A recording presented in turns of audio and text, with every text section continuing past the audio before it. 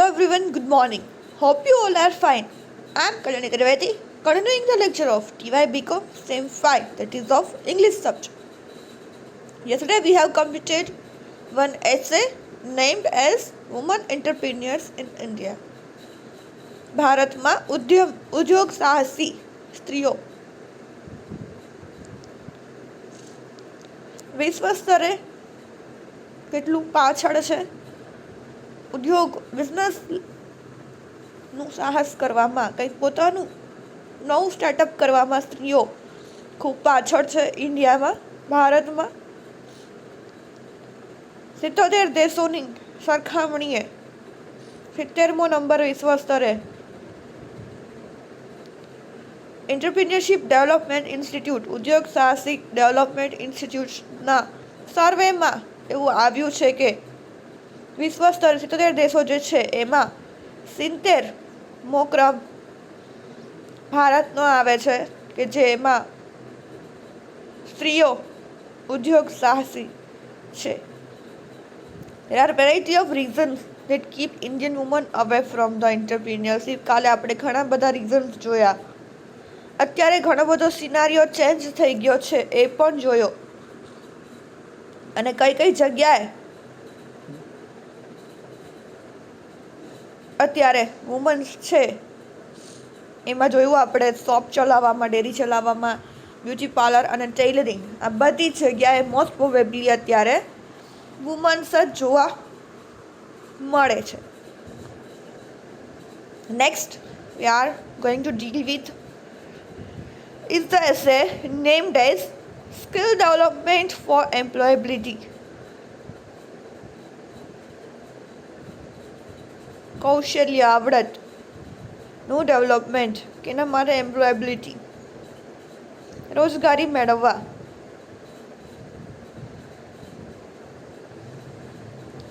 As India targets to becoming a global economic powerhouse, it needs to equip its workforce with employable skills and knowledge to make India a developed economy. જે વિશ્વ સ્તરે ઇકોનોમિકનું power house બનવા જઈ રહ્યું છે ભારત, ત્યારે employable skill, રોજગારીની તકો મળે એવી સ્કિલ્સ યુવાનોમાં અને નોલેજ એ ભારતના યુવાનોને આપવું જોશે જો ઇકોનોમી ડેવલપ કરવી હશે તો. Sorry. India is today one of the youngest nations in the world, with more than 62% of the population in the working age group 15 to 59 years and more than 54% of the total population below 25 years of age. શું કહે છે? India કે ત્યારે એવું country છે જ્યાં યુવાન દેશ છે, ત્યાં વિશ્વમાં કે જ્યાં 62% વસ્તી વર્કિંગ કરે છે, કે જેનું એજ ગ્રુપ છે 15 થી 59, અને 54% લોકો પોપ્યુલેશન બિલો 25 યર્સના છે. But as per one of the surveys, only 2% of the total employees in India have completed skill development training. શું કહે છે? સર્વે પરથી જોઈએ તો 2% ટોટલ એમ્પ્લોઈઝ છે એમાંથી India have completed skill development training 2% લોકોએ લીધેલી છે. Skill and knowledge development are the driving force behind the financial growth and community development of any country. Skill and knowledge development, skill હોવી જરૂરી છે, knowledge સાથે સાથે સ્કિલ પણ હોવી જરૂરી છે. I have many times mentioned in the class કે ખાલી percentageથી કાંઈ નહીં થાય. You have the skill, the ability to do something, to show something in the interview, then they can take. Percentage બધાના સરખા હશે, રેન્ક બધાના સરખા હશે, then whom he will take. Skill building is a powerful tool to empower individuals and improve their employability. Today the world and India need a skilled workforce. શું કહે છે? Skill building, skill development કરવી એ એક powerful tool છે individual એ લોકોને પોતાની રોજગારી જાતે મેળવી શકે એના માટેનું એક ટૂલ છે. અત્યારે જે દુનિયામાં અને ઇન્ડિયામાં બધાને સ્કિલ્ડ વર્ક ફોર્સ જોઈએ છે. જે કામ કરતું વ્યક્તિ હોય એ સ્કિલ્ડ હોય, બધી આવડત ધરાવતું હોય, મલ્ટી ટેલેન્ટેડ, મલ્ટીટાસ્કિંગ હોય, બધી વસ્તુને હેન્ડલ કરી શકે, બધી કોઈ પણ કામ એ કરી શકે. If we have to promote the development of a country, then our mission has to be skill development and skill India. જો આપણે આપણા દેશનું ડેવલપમેન્ટ કરવું હશે, આગળ વધારવું હશે, તો આપણું મિશન એક જ રહેશે, સ્કિલ ડેવલપમેન્ટ કરવું યુવાનોની અને skill India. Skill India is a campaign launched by Prime Minister. Skill India A Prime Minister આપણા Narendra Modi sir, which aims to train over 40 crore people in India by 2022 દરમિયાન એને એટલા લોકોને સ્કિલ ડેવલપમેન્ટ પ્રોગ્રામની અંદર ટ્રેનિંગ લઈને એ લોકોને સ્કિલ ડેવલપ કરવી છે, એમનું એવું ટાર્ગેટ છે. It includes various initiative of the government like national skill development mission, national policies for skill development and entrepreneurship 2015 and Pradhanmantri Kaushal વિકાસ યોજના. આ 3 યોજના સાથે એમનો એવો ટાર્ગેટ છે પ્રધાનમંત્રીનો કે 40 કરોડ લોકો જે છે 2022 સુધીમાં એ સ્કિલ ડેવલપમેન્ટની ટ્રેનિંગ લઈને એમાં કુશળ બને. Each company looks for a different mix of skill and experience depending on the business it is in. There are 2 types of skill. They are namely hard skills and soft skills.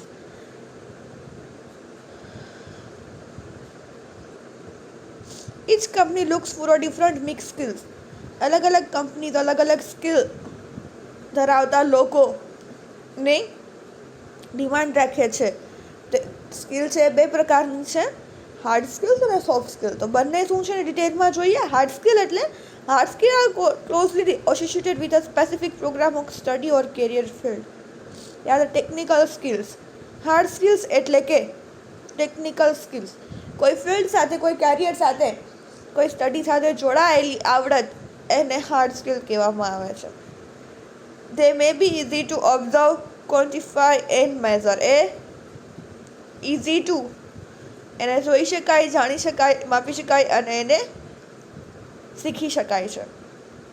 યાર hard skills like graphic design, plumbing, fitting, welding, dictation, accounting, using database software, project management, આ બધું છે hard skills છે. હવે છે soft skills. Soft skills are non technical skill necessary for success in the workplace. Soft skill શું છે? Non technical skill, technical skill નથી, જે જરૂરી છે કોઈ પણ જગ્યાએ સફળતા મેળવવા માટે. સોફ્ટ સ્કિલ જરૂરી છે. Most important soft skills are interpersonal skill, time management skill, communication skill, problem solving skill, team work છે ને, કીધું ને, ટાઈમ મેનેજમેન્ટ કરતાં આવડવું, કોમ્યુનિકેશન કેમ કરવું એ આવડવું, પ્રોબ્લેમ કોઈ આવે તો એના સોલ્વ કઈ રીતે કરવું, ટીમમાં કઈ રીતે વર્ક કરવું, કોઈ પણ ડિસિઝન લેવાનું હોય તો તમારા ડિસિઝન મેકિંગ પાવર કેટલો છે તમારામાં, કંઈ પણ વસ્તુને સ્વીકારવાની એડેપ્ટેબિલિટી કેટલી છે, ફ્લેક્સિબલ તમે કેટલા છો, લીડરશિપ સ્કિલ તમારામાં કેટલી છે, એ બધી સોફ્ટ સ્કિલ કહેવામાં આવે છે. Hard skill will get you an interview. Soft skill will help you to get and keep the job. તો કહે છે મેં પહેલાં બી કીધેલું સેમ મારા શબ્દો છે કે પર્સન્ટેજ તમને, હાર્ડ સ્કિલ્સ તમને ઇન્ટરવ્યૂના દરવાજા સુધી લઈ જશે, પરંતુ સોફ્ટ સ્કિલ છે એ જોબ પર મેળવવામાં મદદ કરશે અને જોબ ટકાવી રાખશે. ત્યારે સોફ્ટ સ્કિલ જરૂરી છે. Soft skills refer to a cluster of personal qualities, habits, attitudes and social graces that make someone a good employee and compatible work with.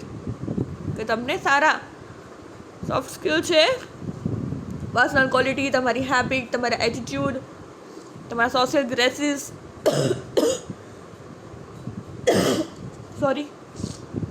એ બધા પર ડિપેન્ડ કરે છે અને તમને એક સારું એમ્પ્લોય બનાવે છે જેને તમે કામ કરો છો. Soft skill are as important as hard skills. બંને ઇક્વલી ઇમ્પોર્ટન્ટ છે. જોબ પરફોર્મન્સ જોવું હોય તો એમાં હાર્ડ સ્કિલ્સ અને સોફ્ટ સ્કિલ્સ બંને ઇમ્પોર્ટન્ટ છે. Soft skills are also known as employability skills, એને એમ્પ્લોયેબિલિટી સ્કિલ પણ કહેવામાં આવે છે. Generally employ seek the following soft skills in a prospective employ. શું કહે છે? Generally employers seek the following soft skill. કઈ સોફ્ટ સ્કિલ ફોલો કરે છે? પહેલું છે communication. That will discuss in next lecture. Thank you for listening. Have a nice day.